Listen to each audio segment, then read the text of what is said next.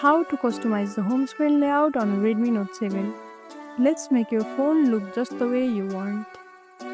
Start from your home screen. Just long press anywhere on an empty spot.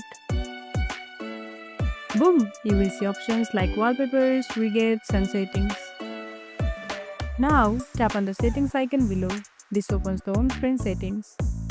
Here, tap home screen layout to choose how many app icons you want per row, like 4x5 or 5x6. You can also lock the layout to stop accidental changes. Want more? You can change the scroll effect, toggle app drawer, or even hide app icons.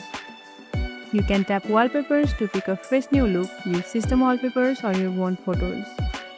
Tap widgets to add cool tools like clocks, weather, calendar. Just drag and drop them on your screen.